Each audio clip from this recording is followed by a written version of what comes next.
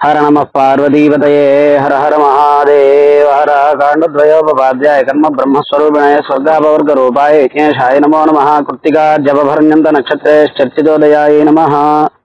ఈ రోజు రేవతి నక్షత్రం పూష దేవత అధిష్టాన దేవత ఈ నక్షత్రమునకు పూష అంటే ఎవరో కాదు సూర్యనారాయణ స్వామి. సూర్యనారాయణ స్వామిలో ఉండేటువంటి ఏదైతే పోషకత్వం ఈ జగత్తునంతటి పోషించేటువంటి తత్వము ఆ అనుగ్రహం ఉన్నదో ఆ అనుగ్రహమే ఈ యొక్క నక్షత్రానికి అధిష్టాన దేవత.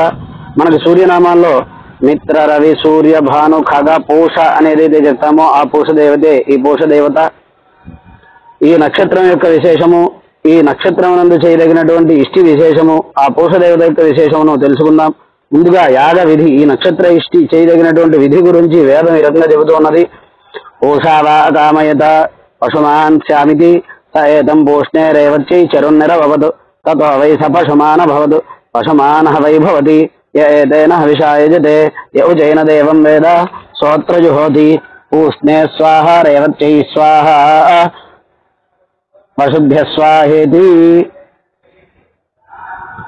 పూషదేవత అనుకున్నాడట పశుమాన్ శ్యామితి, నేను ఈ పశువులు అని చెప్పడం చేత ఇక్కడ పుట్టిన ప్రతి జీవి కూడా పశు శబ్దం చేత చెప్పబడుతుంది. ద్విపాత్ పశువులు చతుష్పాత్ పశువులు అని రెండు కాళ్ళతో నడిచే పశువులు అంటే మానవులు, చతుష్పాత్ పశువులు అంటే ఆవులు మొదలైనటువంటివి.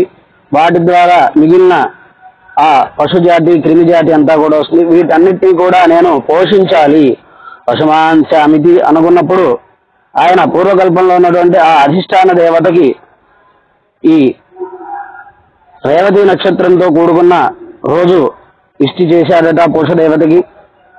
అందువలన ఆయన తర్వాత కల్పంలో ఆ పూష యొక్క వైభవాన్ని శక్తిని పొంది ఆ స్థానం పొంది పశువులన్నింటినీ కూడా పోషించగలిగేటువంటి శక్తి కలిగిన వాడే పశువులన్నింటినీ అంటే ఈ లోకం మొత్తాన్ని కూడా పోషిస్తూ ఉండి ఉన్నాడట. అలాగే ఎవరైతే ఇష్టిని తెలుసుకుని ఆ రకంగా చేస్తారో, ఎవరైతే చూస్తారో, ఎవరైతే మంత్రశ్రవణం చేస్తారో, ఆయా సమయంలో ఎవరైతే ఈ అనుష్ఠానాన్ని చేస్తారో వారందరికీ అలాగే లోకం మొత్తానికి కూడా ముందర ప్రధానంగా పోషణ అంటే బలము, పోషణ పుష్టి, పోషణ అనడం వలన ఇక్కడ పుష్టి బలం కలుగుతుంది. చక్కటి తిన్న అన్నం మనకి జీర్ణమయ్యి బలాన్ని కలిగించాలి. తిన్నామంటే తినడం కాదు, అది బలాన్ని కలిగించాలి. అటువంటి బలాన్ని ఈ పుష్టిని అలాగే అసలు అన్నం తినగలిసేటువంటి పోషణని వీటన్నిటినీ కూడా కల్పిస్తుంది. కాబట్టి అటువంటి ఈ నక్షత్రం ఇష్టి యొక్క పూష నక్షత్ర ఇష్టి యొక్క రేవతి నక్షత్ర ఇష్టి యొక్క ప్రధాన మంత్రం హవిస్సునిచ్చేటువంటి మంత్రాన్ని కనుక చూసినట్లయితే ఓం పూషా రేవచ్చన్వే దివంధాం పశుపతి పశుభావాజవస్యౌ ఇమాని హవ్యా ప్రయుదాజుషాణ స్వగైర్నోయానైరుపయాతాన్యజ్ఞం క్షుద్రాన్ పశూన్ రక్షత్రేవతీనః గావో నో అశ్వాగో అన్వేతు పూషా అన్నగో రక్షంతో బహుధా విరూపం వాజగో సనుతాన్యజమానాయ యజ్ఞం.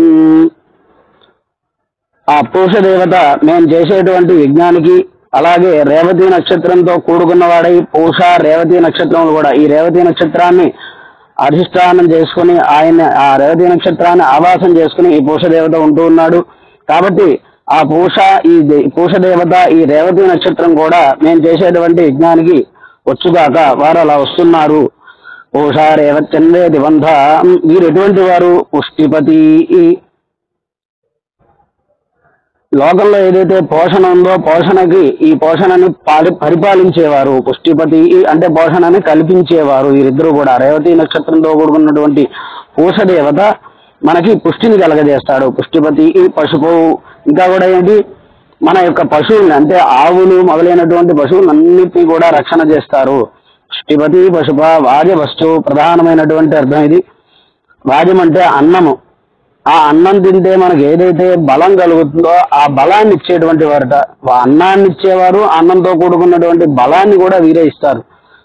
అనేక రకమైనటువంటి పదార్థాలు మనకి అనారోగ్యాన్ని కలగజేస్తాయి. అటువంటి పదార్థాలు కాకుండా మంచి అన్నాన్ని వాటి ద్వారా మంచి బలాన్ని కూడా వీరే కలిగిస్తారట. పుష్టిపతి పశుభ వాజవస్తు ఇమాని హవ్యా ప్రయదాజుషాణ సుగైర్నోయానైరుపయాతాన్యజ్ఞం.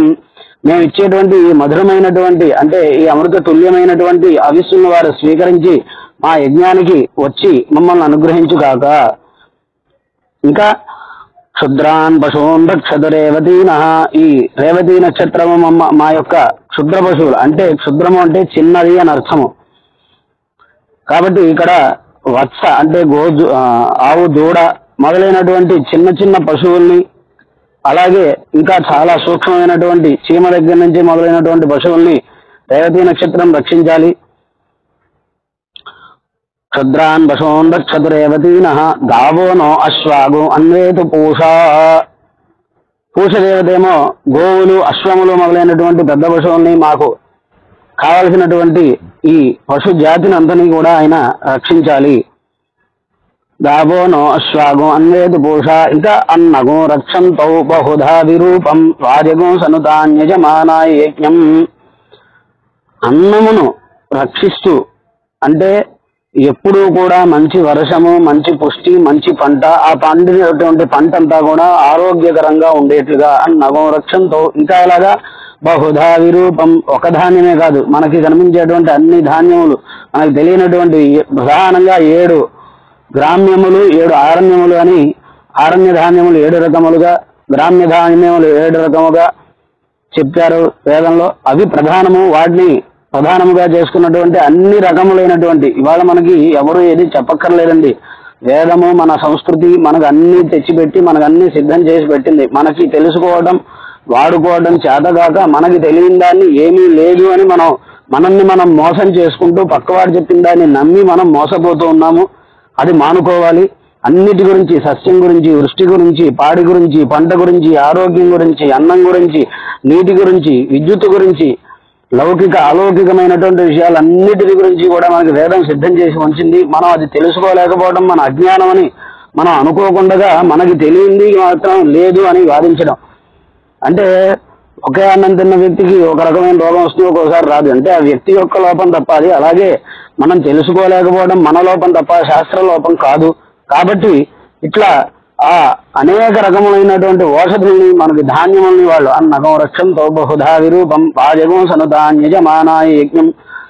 ఈ వాజం అటువంటి అనేక రకములైనటువంటి ఔషధులతో కూడుకున్నటువంటి ఆహారాన్ని, అన్నాన్ని, ఆ బలవత్తరమైనటువంటి, అది కూడా ఏదో ఇవాళ తింటూ ఉన్నటువంటి రోగభూయిష్టమైనటువంటి రోగకరములైనటువంటి ఆహారం కాకుండా అది మనకి ఆరోగ్యాన్ని కలిగించి చక్కటి ఆయుష్ను పెంచేటువంటి అన్నంగా అది అవ్వాలి.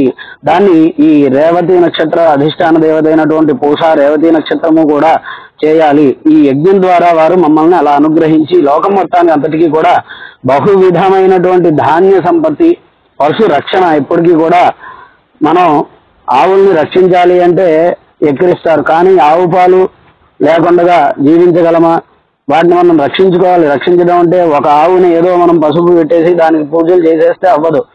వేలాది లక్షలాది గోవులు వధింపబడడానికి వెళ్తూ ఉంటే ఒకదాన్ని రక్షించి మనం పూజ చేసినంత వల్ల ప్రయోజనం ఉండదు. వాటిని మొత్తం రక్షించి వాటిని పోషించాలి. అప్పుడే మనకి ఆ పుణ్యం లభిస్తుంది తప్ప 100 అటు వెళ్ళిపోతూ ఉంటే ఒకదాన్ని మనం ఏదో పసుపు పెట్టి పూజనించ మాత్రంలో మనకి ఆ ఫలం రాదు. కాబట్టి అట్లా పశు రక్షణ జరగాలి, ఔషధ రక్షణ జరగాలి. దీని అర్థంతో కూడా చక్కటి వర్షం కావాలి. వర్షం కావాలి అంటే మళ్ళీ మంచి యజ్ఞం జరగాలి. కాబట్టి ఇటువంటివన్నీ కూడా యజ్ఞం ద్వారా రేవతి నక్షత్ర అధిష్టాన దేవత అయినటువంటి పూష రేవతి నక్షత్రం కూడా కల్పించాలని ఇష్టి ద్వారా ప్రార్థన చేస్తూ హర నమ పార్వతీపతయే హర హర మహాదేవ హర. కాండద్వయోపాధ్యాయ కర్మ బ్రహ్మస్వరూపిణే స్వర్గాపవర్గ రూపాయ యజ్ఞేశాయ నమో నమః. కృత్తికా జపభరణ్యంత నక్షత్రే చర్చితోదయాయ నమః.